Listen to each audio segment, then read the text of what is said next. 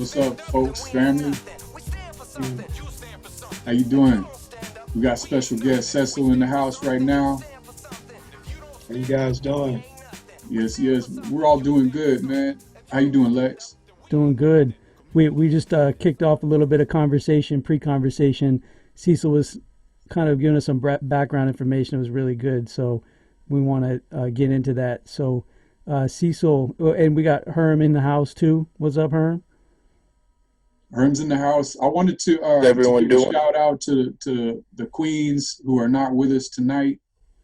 Chanel and Blue, they've got some things going on. Specifically, Blue, she is she's at another event, and that event is a California prison focus. It's presenting tonight a second annual Ratcliffe Awards.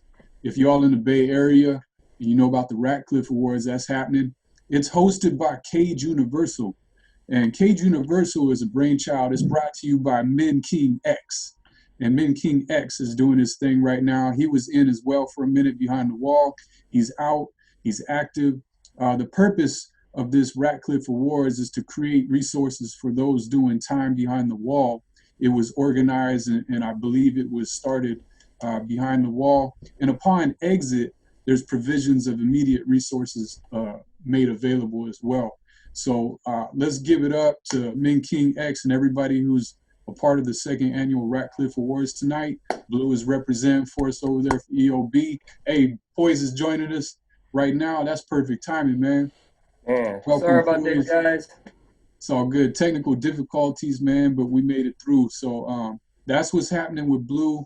Chanel catches with the Naked Hour on another episode. So we'll be missing those two ladies for tonight. But we do have our special guest, Cecil. Thanks for coming in, man. And we were getting warmed up. We were talking about homelessness and what are the causes, some of the causes behind that. Um, Cecil, can you continue where you left off? Kind of reintroduce, but continue where you left off with that. Okay. Being that um, I'm living in a town, a city, Santa Barbara, Ventura, Goleta, I'm out all over the place here. And I'm out here. I've been home for like almost 4 years. I did 30 years away. And coming home, I wanted a new area to live in, something totally new. I didn't want to go back to my old place, which was LA. So I came out here to just, you know, man, what's going on? Because I'm entering new grounds, being locked away behind the wall, and I want to come out here and see the world. And I noticed that when living out here in Santa Barbara, that homelessness is just like LA in Santa Barbara.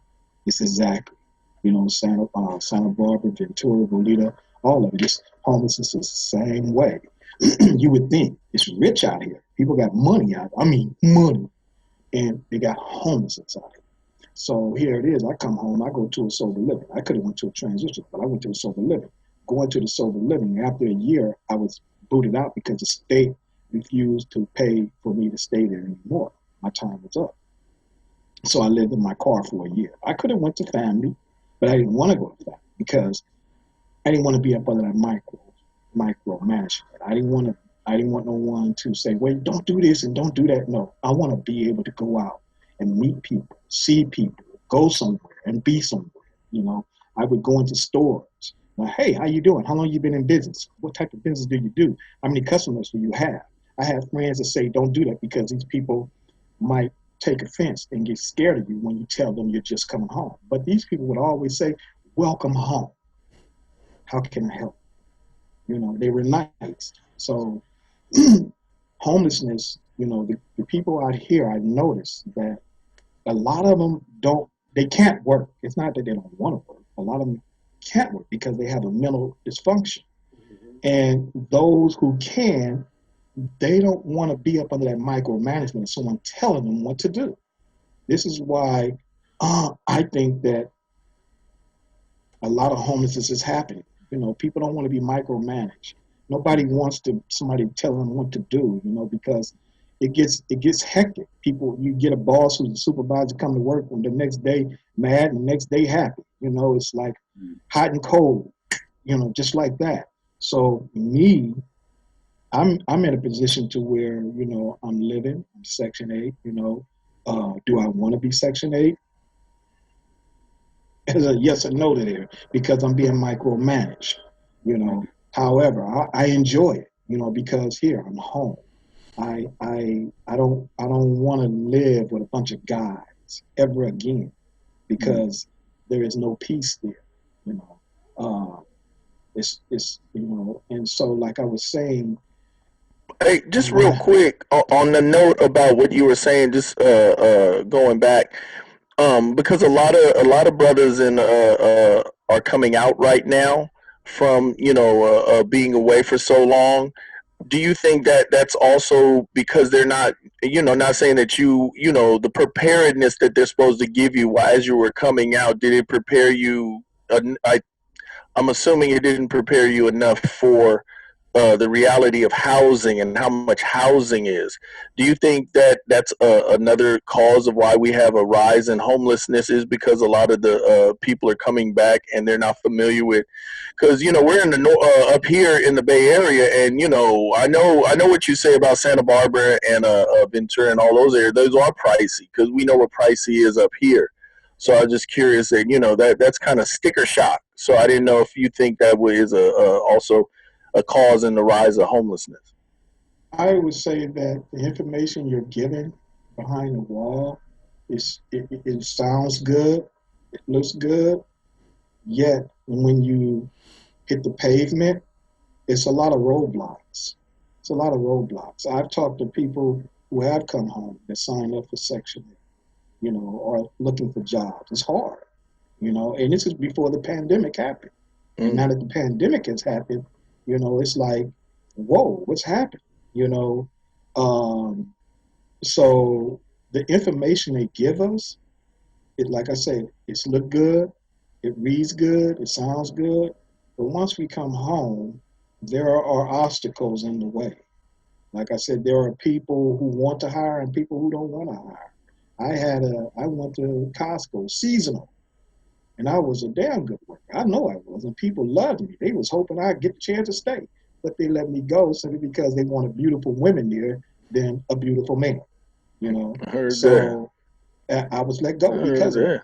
that. And people said, "Hey, you should come back." I'm like, I don't think so because if they let me go because of what they was thinking, I don't want to work around people like that. And that's what I'm saying about homelessness. People don't want to be around people who are just not right in their soul. Nobody wants to Yeah. be around that. Yet we have to also, but then I say, we have to tough it out. We have to tough it out in order to Brother, get where we need to get to. Brother Festo, So can I raise a question? yes, sir. Okay, so on this, I got a few things to say. I brought some stuff to the table here, and this is one thing I would like to bring, raise with you.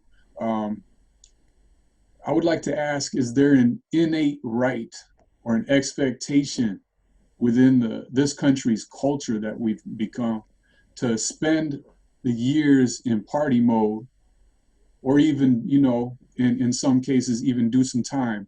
Because that's interesting how you brought that up too. And when substance abuse becomes a factor or a leading cause of addiction or homelessness or family dysfunction, etc., um, is this then passed on as a responsibility to the extended families, the friends, the peers, the community, etc.? Um, that's that's a question that, as a man, and looking at other men in those situations as my brother, and feeling for them and wanting to know what really caused that to happen. You're bringing up some really important points from different perspectives that possibly people don't think about because they don't have to deal with it. So, what you said and what I just raised, how do you feel about that? Because I did mention we have a lot of men who stand at the exit of a freeway and they ask for money. They're capable of doing that. And I would not oppose anybody for their choice in life. But I question, why would you impose the rest of society to pay for your decisions? And that's something that I feel is fair and true. I don't want to oppress the situation. I want to learn it, and I want to be able to help assist and be tolerant, be accepting of these types of mind frames. So how do you feel about that? I'm trying to really understand how to answer this, because the question you gave me, if I'm correct, is why is it that individuals, I mean, coming from, probably traumatic experiences, using drugs or whatever, whatnot, why is it individuals who have the motor ability to do the things that they need to do to be successful, even if it's just, working a 9 to 5, paying the bills, and that's it. Am I correct? That's what you're asking. Why is a That's person true. That's true. okay? Now, I do understand there's differences because you spoke about uh, doing time, coming out, and not having the ability or finding it difficult, being having so many more obstacles than the average person has to get a home, and then to possibly not even want to go into a home because of what you said, being confined in a box for so many years and being told what to do and poked and prodded and micromanaged. I get that because I felt that myself on the outside and have lived in my car for 6 months straight. And I've been homeless with my family prior to. So I know what it feels and I know what feels better. But there is the fact that people been in, they come out with difficulties. There's mental illness, there's victimization on different levels of what causes people. And with all of that being said, how can we answer that question that I raised? Because it seems like a battle. There's so many different ways that people are reaching out to homelessness and saying, hey, we want to help you out. They give them showers, they give them haircuts. There was something recently where I found out in, I think it was St. James Park, where homeless folks or various types of people that are without home or in need are going to St. James Park, and there's a thing where they set up shop and they're able to sell things that they create by hand, crafts. And I thought that was cool, and something that I would like to support. Um, what is it that we can do to better get into that mode instead of standing at the exit of a freeway, or in the middle of an intersection somewhere? Yeah. Cecil, what do you think about that? Well, well, what I see. Okay, I was a caregiver while I was in prison. We called ourselves the gold coat, like a gold chain and a jacket coat. And I was a hospice volunteer. And I met, I was taking care of, a lot of elderly person with Alzheimer's and those who were young people who had a mental dysfunction. However, there was those who wasn't classified as mentally dysfunctional. And it is a known fact that when a person goes to prison, it's because they're dealing with something mentally that caused them to commit the crime they did, whether it's traumatic experience. So when guys come home or women come home, it's hard. Basically, it's the fear of not being accepted. And then, like you said, like I said earlier, a lot of people been caged up. No one wants to be caged up inside of a home with a bunch of women or a bunch of men. They want to get that freedom. However, at the same time, when they're going out for a job and they don't get the job, that depression sets in, that anxiety sets in, and it makes them say, you know what, I'm not even going to try because I keep getting denied all around. Now, here it is, a person finds out a person has been to prison. They don't want to hire that person because they've been to prison. No matter what they've been to prison for, they don't want to hire that person. I say that person who does that is the criminal themselves because they have committed a crime right then and there. They have denied a person of their livelihood, of being able to support themselves and their children, and to contribute to society, to help the community build some more. So when a person is coming home and they deal with things like that, it's so traumatic that it causes them to say, you know what, I'm gonna just stand out here and panhandle. because I can get it better that way without someone uh, giving me mean looks or breathing down my neck or telling me I can't do this or telling me no, I can't have this job. So that's why a lot of people who aren't seriously mentally dysfunctional are out here, panhandling, or going house to house to live, And when it comes to Section 8, brother, I'm gonna tell you something.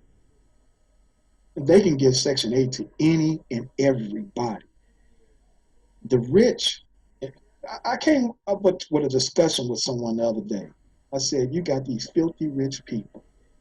They build these homes over here and charge an arm and a leg to live in for other rich people.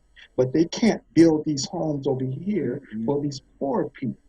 And I'm saying to myself, well, maybe they don't want to do it because they feel they're going to lose money on this. No, you're not going to lose money on it because you gain money from the government in being able to do that. You see what I'm saying? People don't want to rent their house, don't want to connect their house to Section 8 because they don't want Section 8 coming in micromanaging how they run their property. You see what I'm saying? Well, hold on, bro. You know damn well, and there's a percentage that be tearing it up too. Let's not front. Hey, well, hey, There's more negative. There's great families who need it, but then that 20, 30% who, because I know people who've owned property for Section 8. Because the flip side of that is it's constant money for the homeowner, and you got to take into account the homeowner wants to use his home in that fashion. It is what it is. But there is a bad rap about that, and that's more, you see that more so on media and everything than what you were saying, that for the good people who need it. So no, to that note, if a person is given a chance to mhm. have something for himself and he tears it up, hey, he loses. That's what he wanted. But that Yeah. that should not be the last fact of the person who's trying to help to say I don't want to help no more. Because if that Okay, No, person I hear you does on that, that. then hey, you wasn't serious about helping from the get go. Yeah, okay. no, So I hear you this on that. this is where we come to the crossroads. I love this right here because this is how we really truly identify with those that are out there doing that on a constant basis. They're in a rotation and they just refuse to be respectful to anybody's property, and be within a community. And so with that being said, we have folks that really need it, and we have folks that really don't give a damn, and they're in that same level of need, but they're walking around amongst the people that really do need the help, and they're hiding within them, and they're just repeating those crimes, and they're doing scams. um, there's a lot of things across the board. So with that being said, and for us to actually take notice to that, that's where we need to identify, because Elders of the Block wants to be a part of the solution. But how can you be a part of the solution when you have to go into a homeless camp and you have to say, all right, you over there, you look like you need help. You over there, I've seen you before. You just playing the game. You stay there. It's like, how do you really help those that are in need, especially if they don't want it, Yo, can but I they're chime in real in. quick? Yeah, yeah, please. Um, it kind of sounds like Cecil, especially what you were saying earlier, that the people that are in control or power really want some tidy solution, like neat little packaged uh, inventions or ideas to like put a bow on it and then forget about it and be like, okay, well, we came up with that thing and it's dealt with and over, and we don't have to look at it again. It's more like more of the efforts put towards just wanting to brush things under the rug and put it out of sight. Because like you said, people don't want to be around people who are struggling with their soul, because everybody's struggling with their soul, and when they see someone else struggling with their soul, they feel like it's going to pull them in or whatever. But it seems like that's therein lies the problem inherently, right? I mean, like the fact that everybody's just wanting to find these little quick solutions to just deal with it and then it's done and dealt with. No, it's not gonna. It doesn't work. Like it seems like the problem is apathy. It's to what you were saying earlier, and correct me if I'm wrong.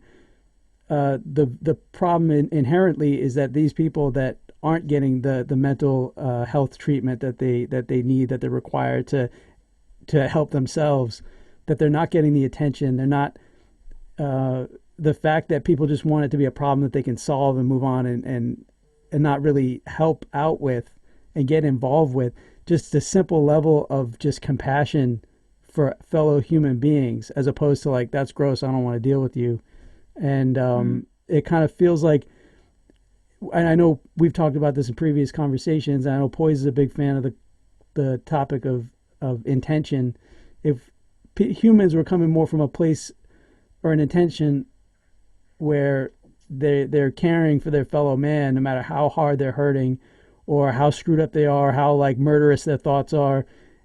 But like, if because no matter how murderous or hateful your thoughts are, if someone comes in at you with real love, real compassion, real empathy, I mean, I know for me personally that's changed my life. That's pulled me out of some deep, dark places, and it feels like, that's not the answer that's going to solve everything, but it's a good starting point, as opposed to just trying to come up with solutions that are just going to sweep things out of the way. Okay, with that being said, and that's important that you brought that up, because there are, I don't want to call it a system, but organizations, clinics, whatever it might be, that's provided by the state, the city, the government, where they are just, okay, I want these people to be funneled over here and get them out of the way, because we're going to build this, this housing structure over here, and we want people to have peace of mind, and it's going to bring in money. We're going to have business over here. We don't want all of these people with tents on the sidewalk. So those are like the solutions that are being brought up, that are quick fixes by corporations, by people with money that find that a hindrance to move forward. So what I propose, and if you guys want to back me up or oppose this, please speak up. But I feel like let's talk about, am I my brother's keeper? That's number one, right? I feel like we are here to sever the leading causes of homelessness by stating, I am my brother's keeper first and foremost. This is like a way to get in and create a solution that's long-term, that's indefinite, right? As human beings, as the race on this planet, we need to get into this once and for all, just like I feel like this is a way to get into the root of everything. With the wisdom of our elders, who devised methods, found effective ways to cope with life-changing obstacles, we pledge to be the village that raises a child. So I looked at some quotes that always resonated with me, since I've ever heard them. And one of them is by John Haywood: "You can lead a horse to water, but you can't make it drink." That's one. Another one is an Italian proverb, which is, "Give a man a fish and feed him for a day, teach him how to fish and you feed him for his lifetime." With those two quotes, I feel like those can be focal points and foundation within EOB's organization to not make anything a quick solution, to actually imply with the intent, like you were saying, to show that Elders of the Block is community based. We're there long term. We're trying to come up with solutions that no longer allow people to go through what they go through if they don't choose to. Because I believe what Brother Cecil was saying, there's people out there that prefer to be outside. There's people out there that have nothing wrong with that lifestyle. They're cool with it. And that's okay. Now, there's a line that I feel is crossed when an able-bodied man specifically is especially a younger man, is going to take advantage of people's heart and pull strings and sit out there with a little puppy dog or a child. And I've seen this way too many times, it's crazy, and get people to donate money because they're showing, a need to be apathetic. So it's a game, man. But for us to create a long-term solution, Lex, tell me if you guys feel this or not. I feel that we need to start with the youth today. We've already been working on this as men, but start on it today and find a way to uproot some of the mental illness and the anxieties. find a way to redirect our youth so that they're not going in because there's no other way for them to survive or to find solace, within an elder or a role model. So they go in to get them stripes in some cases, and they feel like when they come out that they're going to be respected in a different way, that they'll have a place. They got a family now. These are hardships, like you were saying, Cecil, where it's here. It's not here that anybody really wants to do that, and those are crimes of victimization. Some of that is based on mental illness in the first place to even want to do something like that. Poison, I always talk about the crazy things that people say and do on social media on a constant basis. It's not coming from rational thinking. Are those the youth that are on that conveyor belt into what we're talking about, homeless camps? I think also to touch upon that, especially with Brother Cecil and what was mentioned, I think also we have to have programs designed to prepare people who are coming out, within the school system. I know another road to homelessness are a lot of the foster youth and being in the foster system. That's another place where they don't really prepare you for life. So I think that's another major component that's needed within any program that we decide on or we're part of is education, is understanding how to survive, like life skills, not academia per se, but vocational training, but also the training to understand. Because Brother Cecil, I can when you first thinking about when you first got out, just understanding basic finances, not delving into what did to go to Mr. Gilmore's house, but I'm assuming that you were when it came to school work. I'm not saying your aptitude wasn't there, but you wasn't putting the focus in. So with that being said, there's between the age of like 18 and 25, that's where you do kind of learn how to navigate the matrix out here in the in the free world. And a lot of brothers and sisters did not get that. And so then when you do have to spend some time away, when you come back, that's a hard thing to learn, is like basic home economics and understanding how to really look for a job, what to say. Again, I don't know if you had this personally, but I know that a lot of the young people, they don't get that. A lot of the people coming out don't understand the basic application process. They don't understand the how to interview correctly. We as a people, we tend to use our hands and speak with our hands versus when you're supposed to come in, you're, hello, how are you? Oh, how are you, John? Oh, it's good to see. Teaching you code switching and understanding those methods of navigating. And I think a lot of people who foster youth and people who come out of prison, they don't get that kind of training. It's not, part of the, it's the rehabilitation portion. So I would just, when talking about that, Scribe, I think that's another key element, is having a educational training program that has, if you want to do the college route, okay, cool. Some of you may, but if you want to just, understand how to pass these certification trade tests, how to get on. And also, and you brought up another good point, some of these jobs, especially in the 21st century, if we can teach you guys, not you guys, but teach people in general who are coming out, then it'll overturn your the I'm looking for the term to use, not as a disrespect, but it'll overturn your record. You will show that, oh, okay, this man, he was working hard. He's trying to, do this 21st century, trying to, like you mentioned, getting your certs. But also, you need help doing it. Hey, we know and I know. Taking these motherfucking tests is a hard thing. No, it's not fun. I know. I teach for a living. I see the kids struggling. So I understand that taking tests and study habits and all that has to be infused into a program. So, again, I just wanted to tag along with what Scribe was saying regarding that. That's a really Do good you point. feel That's a really good point, Herm, just because just this past year, what we've been going through with civil unrest, with all the protests, all the people that are getting arrested from protests, it's like employers inevitably are going to have some kind of hiring practice reform where there's more leniency with prior felons, prior convictions, prior misdemeanors, because like you're talking about obstacles and roadblocks, Cecil, it's that's just another thing. You come out of the real world, and it's like you apply for a job. No, you can't apply for 3 jobs, out of 4 that because you have a prior, and it's just it's the world's got to change because right now the people are fighting back for what's right, for justice, and you can't tell me that somebody that went to Breonna Taylor protest and got arrested for that is not going to be able to get a job for doing what's right. So I think hopefully corporations, companies are going to have to wisen up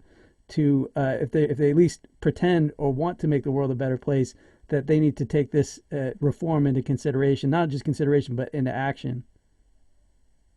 I know these places exist. Poise, go ahead. Yeah, it was a whole bunch I wanted to speak on, but y'all hitting a lot of meat on this topic. But one thing that I wanted to say, we did get the law passed, I think just a couple of years ago, where they can't ask you if you've been convicted of a felony or a crime before. So I believe that should actually be off of the applications. I don't know because I haven't went and applied for a job. But I don't mean to cut you off there, but they can't go back beyond 7 years. Oh, okay. They can find out.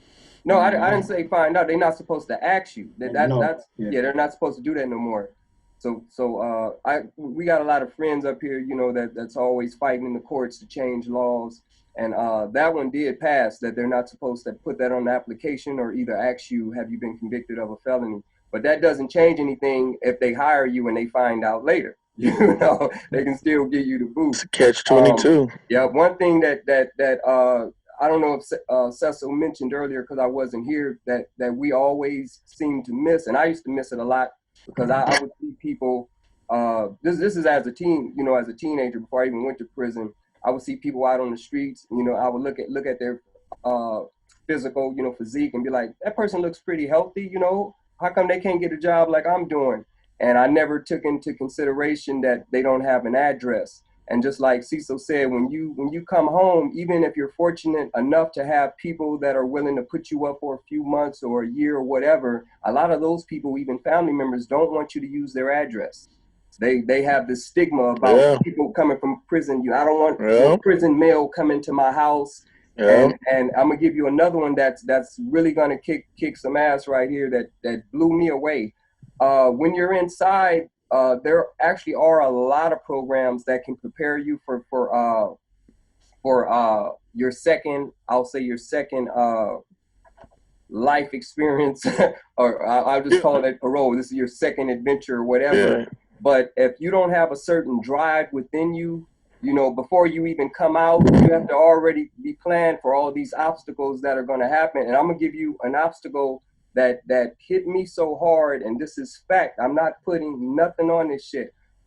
Before I came home, it took me, this is no bullshit, it took me over 10 fucking years just to find a program willing to accept a quote unquote lifer inmate. Now let me give you the quick scenario. When we get ready to go to the board, people that are serving life, you have to have not just one job waiting for you. You have to have a few jobs waiting for you. So you have to have letters sent in from companies, businesses, or whatever, say up on the date that you parole. Now here's the catch-22. When I was at all these places, Salvation Army or wherever the fuck it was, asking, could you have a bed space ready for me? Because I might be coming home. That's not even a definite. I may be coming home, so could you hold a bed for me? None of them places were willing to hold a bed for a person who may or may not come home because they need that bed for somebody else. Here's the other kicker. The program that when I finally found after 10 fucking years of searching, sending out letters and letters and letters and letters, trying to find a bed space, when I found one that would accept me, which was Options Recovery Center, a drug program. I don't use drugs, but I paroled to this program. It was a year program. One of the requirements was just to get a bed. Accept you was that you can't work. Now look at this contradiction. The board requires you have to not only have jobs waiting for it, it's so much other shit that you have to have, but you have to have more than one job. So when you go to the board, you want to at least have 3 jobs and a couple of possibles, like we playing spades. So when I got into this program, and I'm like, okay, they accepted me. They said they have a bed space for a lifer. I'm like, woo, shit, I finally made it. You know, I'm hearing the angels and everybody singing the horns. I finally made it. When I paroled to options, they don't fucking allow you to work for 6 months to a year. When I came home, no, it gets worse. Watch this. When I came home, I'm in a fucking panic because, like Cecil said, I'm living in a house with 15 dudes that are institutionalized, and I'm feeling like I'm inside a prison. I don't have Medi-Cal. I don't have a fucking job. I don't have food stamps. So guess what I did? The food that the house gives you, the transitional house, is a bunch of bullshit. They'll stack up this pantry, put a whole bunch of shit in there. But one thing that I can say about the Bay Area, there are always places where you can go get food. So people in the Bay can't they hungry because they got places every day of the week. There's a place where you can get food. I know you can give them $30 and get $150 worth of food. Yeah. Back to me, I'm living in this transitional, no family up here, no job, no Medi-Cal, and I'm hungry as fuck. And they didn't have dollar stores before I came to jail. So when I found out about this dollar store, I took every little money that I hustled, went to the fucking dollar store, bought all these fucking canned goods, and that shit gave me a fucking heart attack. Oh shit. Because canned goods in the dollar store is the worst shit that you put into your body. The processed food. Bro, so you're all froze up. I don't know if you guys can hear me. Go out. We can hear you, but we can hear you. Come back in real quick. You got a dope freeze frame though. It looks like an album cover. Take me to lunch. Yeah, but it makes a 100% difference when you have people that are supportive and in your corner, even if you don't have the things that you want or need at that time. But just knowing that you have people that are willing to help you go get that and help guide you and just come show you that they care for you. That gives you strength to run on. I ran on strength of all these people in the Bay Area caring, just knowing that they loved me, they respected me, and they wanted to see the best for me. That gave me the extra energy to suffer through all that shit that I was going through. So the average dude, if you went to jail for robbing or jacking or whatever, credit cards or whatever your hustle is, and you come home and they got you under all these constrictions, they micromanaging you, you hungry, your health is not doing bad, you finna go get you some money, So that's support is one of the main things. And one thing that I wanted to say to Scribe was like, far as us as EOB, one good thing that we can do far as finding a long-term solution with helping the homeless is that in the Bay Area we have, I'm just going to say hundreds just to over exaggerate, but we have hundreds of programs up here that helps ex-felons. And also I did research before I paroled to the Bay Area. I didn't just jump out in the Bay Area and like, I don't want to go back to LA, I'm jumping to the Bay Area. I did just like Scribe, when he researches some shit, he really researches it. And this is my life. And I found out that San Francisco is the #1 place pretty much in the world for ex-felons to come to and be successful, because they pretty much create all the programs and go everywhere else. Exactly, and they go everywhere else. Exactly, it's the model, and San Quentin is the model prison. So all the programs that we start on the inside of Quentin, they're all over the fucking world. They go to all the different prisons. They go to the States first, and then they go out the country. Like I got some friends that are over in fucking China, teaching inmates inside of prison how to emotional intelligence, things like that. So, but it all goes back to the support and what we can do as EOB. We can find some model programs up here in the Bay Area that has the highest success rate for getting people off of the streets, taking them through we can model their program and see what makes them successful outside of all the rest of them. Because we understand what we're dealing with, the mind, the psyche of the, I don't want to say criminal, but I'll just use that for, just for sake of word, the criminal mind state or whatever, or the incarcerated mind state, a person who's been incarcerated and they come out, they have a certain way of thinking. So PTSD. Yeah.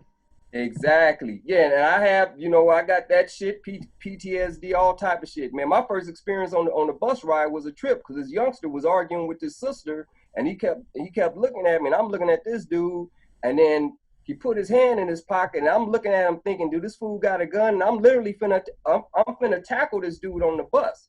And I'm just staring at him, and when the door opened, we like just staring at each other like this. He opens the door, steps down, the bus stop right in front of a store, and he steps down and he's staring at me, so I'm thinking he's finna try to shoot me and run off. So when I went back to options the next day, I had to talk to one of my counselors. I was like, bro, I almost had this was my first bus ride when I got home. I said, I almost took a youngster down today because he was arguing with his sister, acting crazy. And I started staring at him. He started staring back at me, and he put his hand in his pocket like he had something.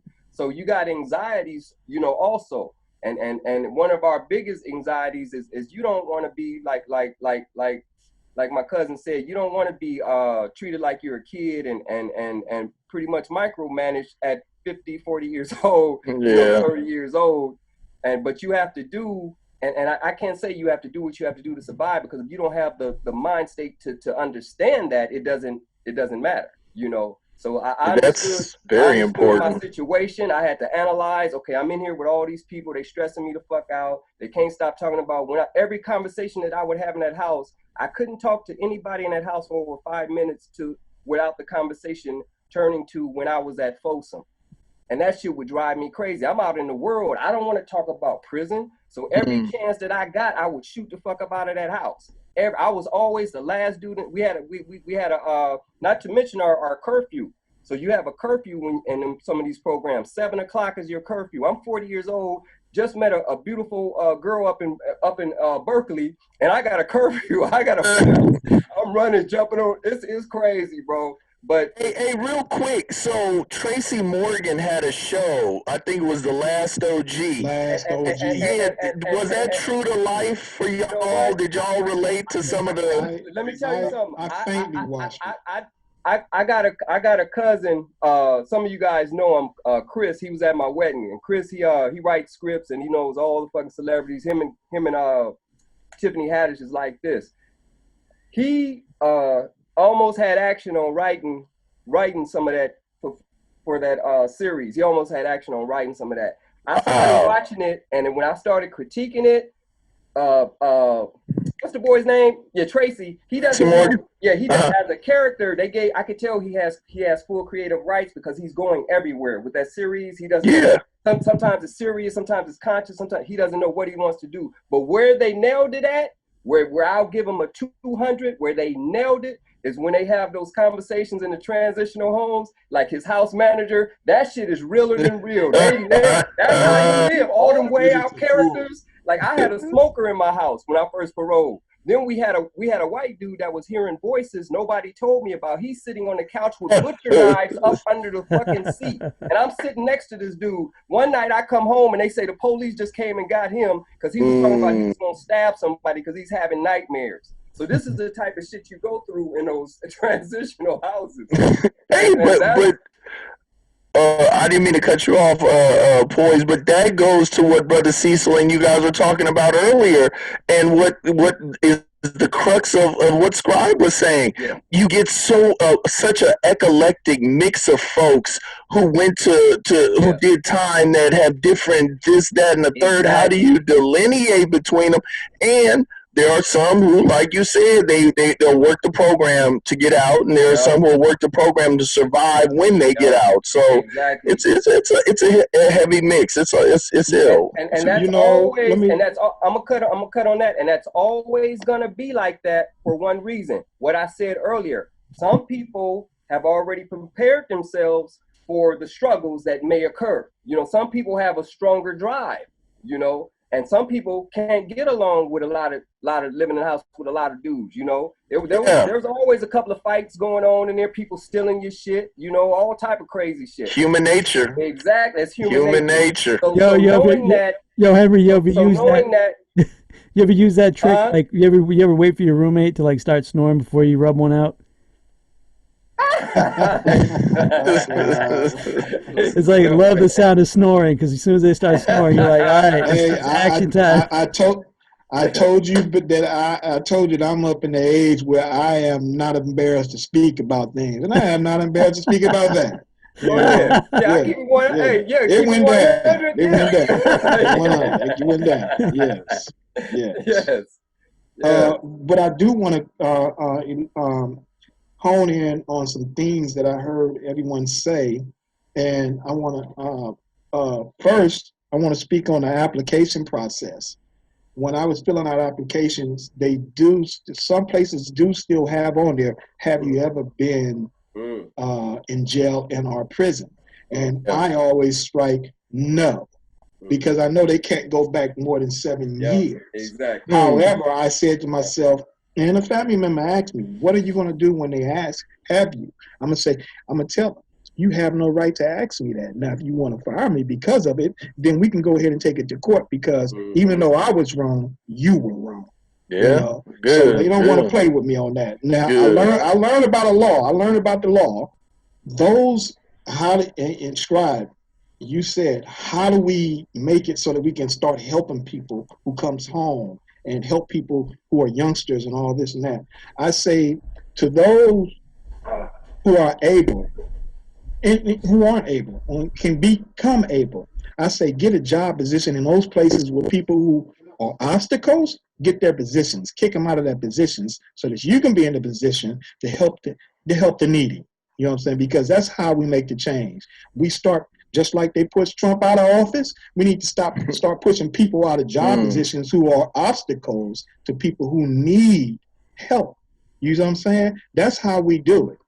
Get up in there and get that job from those people. Those are us who are able. Me, put me in a position. I'm trying to get in position to where, get out of my way. If I can work for housing authority, I will. And I'm gonna say just like this: you got a house coming. You got a house coming. Strike. You got a house coming. Strike. You got a house coming. I'm not gonna hold nothing back. Another thing is we have to also realize that here, all those guys are standing out there who are able to work. I say this: when I was in prison, I told myself, I prayed, God, let me out of here. I don't care if I have to live up under a bridge. I'm going to make it. You know. And the thing of the matter, I said to myself, I can turn whatever I do out there into a business. You know, and that's what I'm working on. You know, anybody out there that's panhandling and hustling like that, whatever they doing in their thoughts, they can make a business of what they're doing. You selling oranges, you can grow a store later on down the line. You know, that right there is what people can do who's out there, you know. And one of the main things that there's a lot of people have trauma in the home. I say everybody in the world has went through some type of trauma. Nobody is exempt from it. You know, everybody in the world went through some trauma, and everybody needs somebody to talk to about that trauma. So it's always best to be an ear instead of one who speaks, you know, because people need to get that stuff out. You know, it's not about telling them what they should and shouldn't do. It's being more suggestive. Let me give you a suggestion. Let me tell you my scenario so that you can see how I work around this. You know, because I'm studying to be a counselor, psychologist, community psychologist. You know, I plan, you know, because people need help, especially where we grew up at, gentlemen. Our people need help. You know what I'm saying? These youngsters need help. Black, white, Mexican, they need help. And we feel it is taboo to talk to someone who's a psychologist. From school, from K on up, we're taught to be laborers. We're not taught to be entrepreneurs.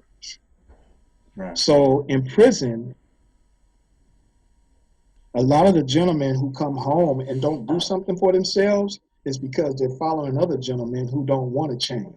And I've always told him this in the prison, man, that dude over there telling you wrong. And I didn't care if that dude heard me say that he's telling him wrong, because in my opinion, if you're trying to mess up someone to stay down where you're at, you're wrong. You're committing a crime right there, you know?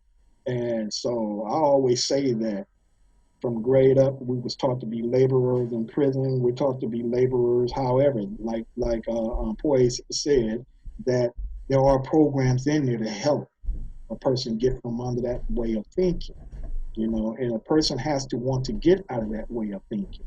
Man, and for real. I always use this phrase from a pastor I used to listen to on the radio, on KPFK, and he always said, change your thinking and you'll change your life. If you keep on thinking what you're thinking, you'll keep on getting what you're getting. So, in my opinion, or rather, yeah, my opinion, a person can change if they want to change. A person can grow if they want to grow. Those who do not, we can see them. We know who they are. And we just go ahead, okay, bro, when you ready, come back and holler at me, sister or brother. You know what I'm saying? Until then, I got these individuals over here I got to help. But you got to also understand that these who want to be the way they are, got to keep an eye on them too. Because they can do something that's wrong, to hurt someone or hurt themselves, because like I was in prison. I like I said, I was a caregiver, so I was always the one who put my hand out there to help, even the one who took advantage of it.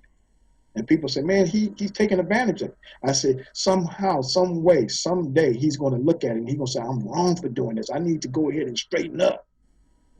That's why I never give up on them. Because nobody, they didn't give up on me. For real. So why do I want to give up? The Creator didn't give up on me. The Creator could have took me out just like that. Right. Individuals in prison, they didn't give up on me. They came to me and said, man, we know you're struggling. Don't worry about it. You're going to get it right. And I got it right. I mean, I'm not perfect. I'm imperfect. I still do and think some stupid stuff. Dude. However, it's not to the point to where it's going to cause me to go back in prison. I'm not going to do anything to go back in prison. There you go. So I'm always surrounding myself around positive individuals because that's all I want in my life is positive. There we go. So I said I pinpointed the things you guys spoke about, so that we can, and remember, if you guys hear someone going to a job and they said on the application, they asked them, have they been in prison? We need to start looking at ways of how to get that company to stop doing that. Because there are companies that still do that, and they're wrong for that. If someone doesn't want to hire someone because they've been to prison, boycott that company. Straight up. Because that's a criminal act.